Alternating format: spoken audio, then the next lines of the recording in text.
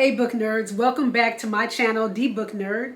Or if this is your first time visiting my channel, welcome. Please do not be a stranger. Make sure to hit that subscribe button and notifications so that you know when I upload a new video.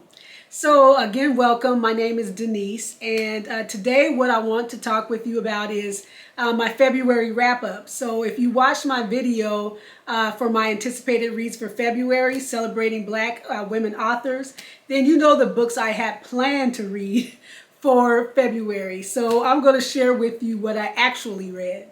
And the first book that I want to share is The American Queen. You know I hyped this book up so much, and it lives up to the hype. So this book is The American Queen. It's by Vanessa Miller. Vanessa Miller is a Christian author, but you do not have to be a Christian or anything to really appreciate this book. The book is just excellent in terms of history. So it's a historical fiction book. It is about Luella, who was enslaved, and she married someone named William, and he was a preacher. And they were enslaved, but they were then emancipated. So it was when the Emancipation Proclamation took place, and the slaves were freed, and or I should say, the enslaved were freed. And what happened was some of the people that were enslaved decided to stay, but Luella always wanted to leave, and she felt like they could start something better. They could find their own land. They could make their own community. She wanted to get off that plantation, and rightly so. William was a little hesitant, but eventually she convinced William to do so. So her, William, and a lot of the people from that plantation, and it ended up being others, trekked, across different states and state lines to find this land, and they end up finding land in the mountains of North Carolina. And I don't want to give too much away, but it talks about them. They end up making this place called the Kingdom of Happy Land, and they deem her queen. And this is all on the back, so I'm not really telling anything. And so the story goes from there. Now, what makes this story so incredible is, one, it's historical fiction, but this is based on a true story, a true person named Luella, and who was deemed queen in the Kingdom of Happy Land. The author did an excellent job of researching this. So this is one of those historical figures that we hadn't heard about. So it's just so inspiring to know that our history is so vast, and that there are people that did great things that we're just still finding out about. So again, she did a great job of finding this information and putting it into a historical fiction book. She tried to stay as true as she could with the information that she had.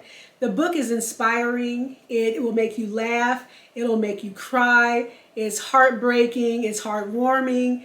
It's celebratory. It's mourning. It is everything. And the victories in this book are immense.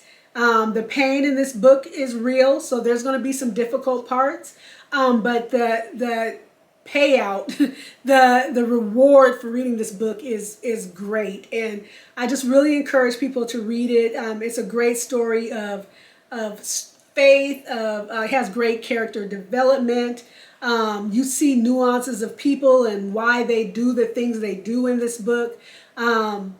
It's great. It just shows the perseverance of Black people. And it's just a great book. So I highly recommend it. I gave this book I think I gave it 4.5 stars. Excellent read. Glad I started off my Black History Month with this book. So then the next book that I read, and I did not put this on my anticipated reads for February, but you do see this book in my haul, one of my book hauls. So this book is called TKO CKD, My Fight to Live, Round 1. This book is by Tanisha Burke Wormley, and this book is about her son Jaleel.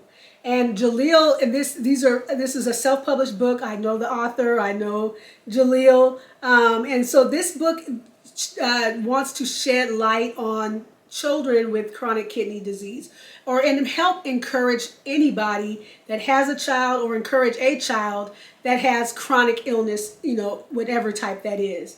This book again is round one, so it's written in the voice of little Jaleel, and it's just amazing. It's so cute and it's so inspiring, and he speaks from a place of victory. So it starts even before he's born and what has happened with his mom, and and what end up causing ultimately the chronic kidney disease, and it kind of goes through the birth process and what Jalil has to go through in his first days and months of life and all of that. But again, it speaks from a place of victory and how he plans to keep conquering and knocking out chronic kidney disease. So I highly encourage people to read this. This will just help, all of us to be more empathetic to children and people that have children that are dealing with chronic illness and chronic kidney disease in particular.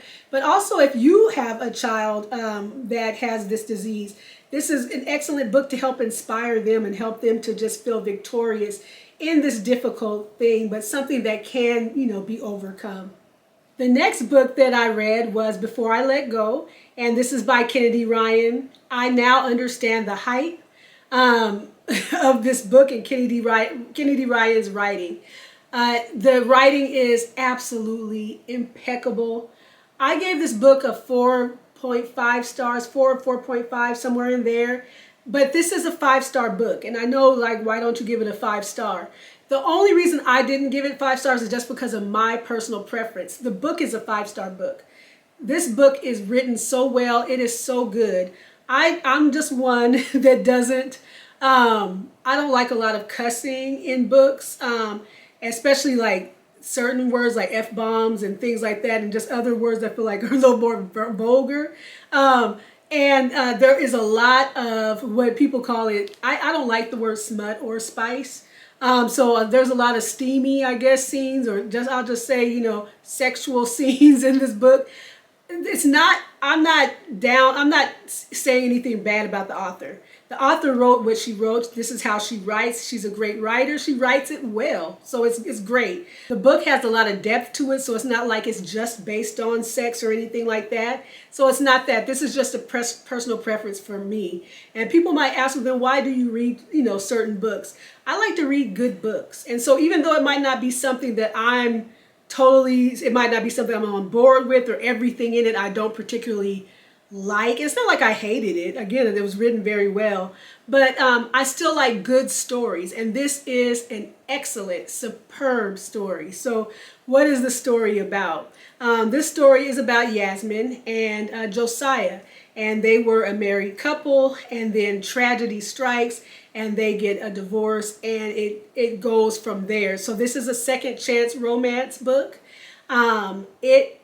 People said it would crush you, tear you apart, all of that. It did that. I didn't cry.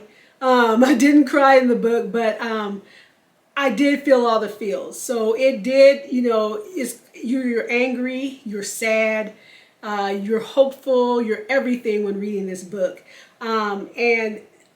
The author did such a great job with the characters. There's great character development. You just root for them, individually and collectively.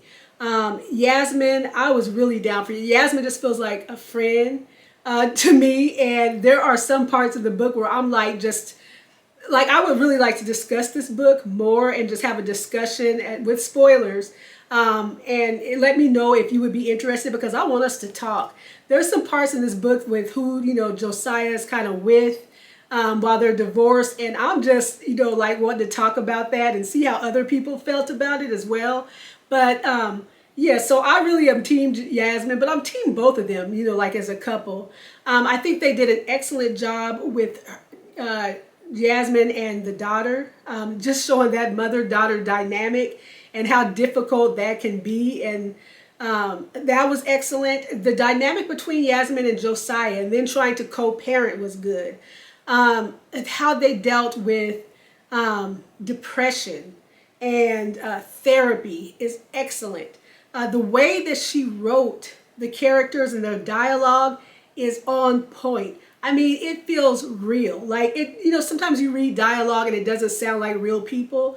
This sounds like real suburban African American people. I mean, I can't explain it. These people could be in my family or somebody I know at church or at work or something like that. And I'm not saying in any way that all African American suburban people sound the same, but I'm saying, you know, there's the diversity of us. This is part of us. So these characters are part of us. And I can't speak well enough about how well written this book is. And the love story is awesome. It just shows, you know, just how love can overcome. And I don't want to give anything away, but this book is awesome. So all those people that have been talking about Kennedy Ryan, you were right.